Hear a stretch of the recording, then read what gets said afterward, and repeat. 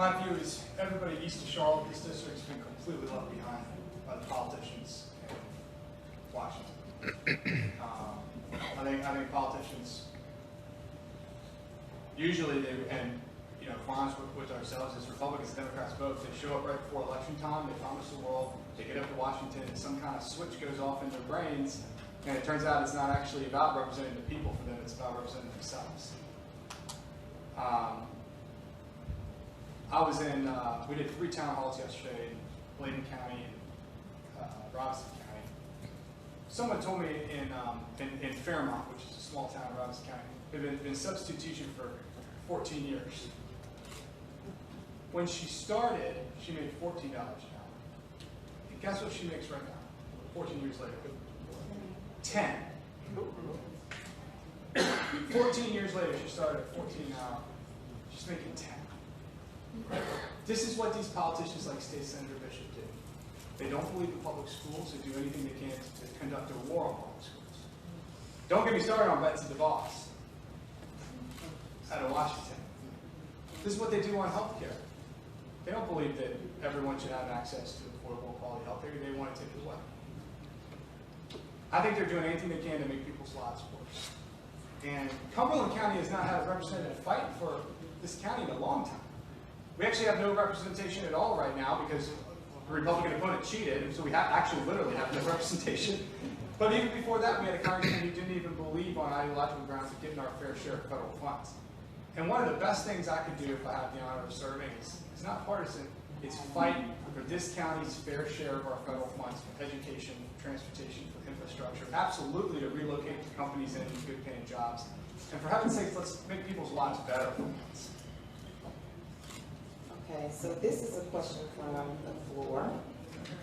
And we talked about access to medical care, but this question says, do you think it's fair that politicians, especially since you could possibly, one of you could possibly be representing us in Congress, but do you think it's fair that politicians do not pay into Social Security and have their own pension plan?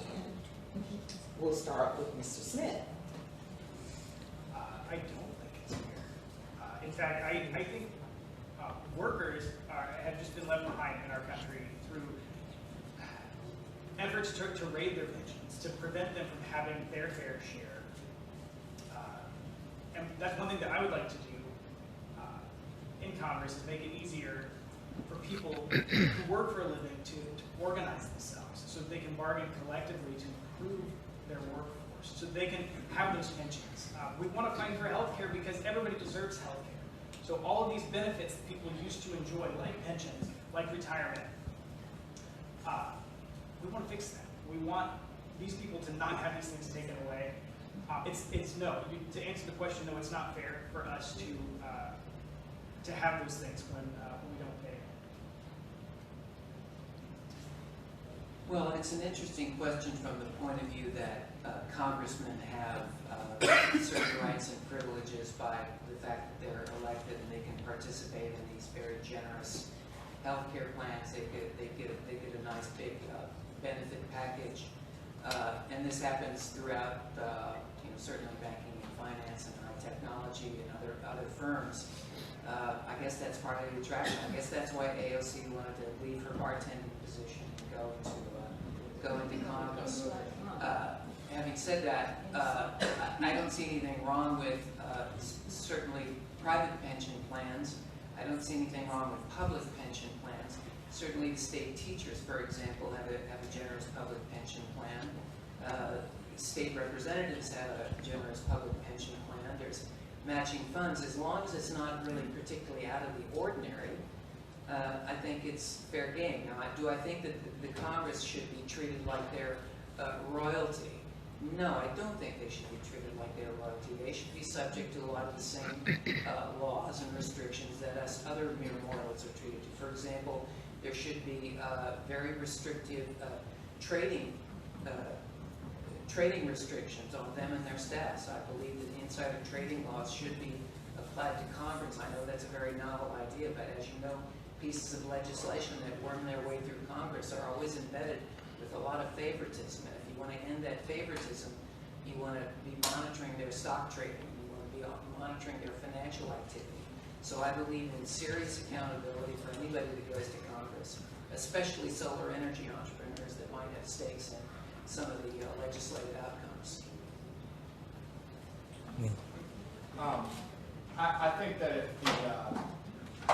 look, I'd like to see members of Congress deal with the same broken healthcare everybody else has got. I think maybe they actually get to work fixing it.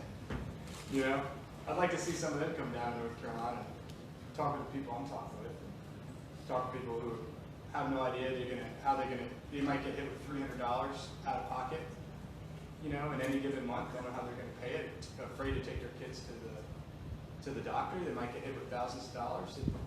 You know, they don't have the money for it. I was with a woman the other day. She said all the cash from Social Security checks is going into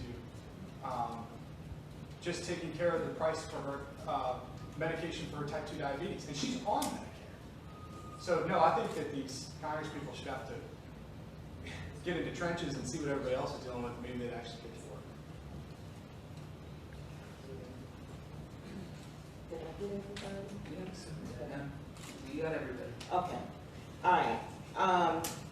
I want to get in this last question. We know that Mr. McCready is going to have to leave us, but we still have other questions that we will address that have been taken from the floor. But this question, we're happy to stay. oh, we're gonna move forward.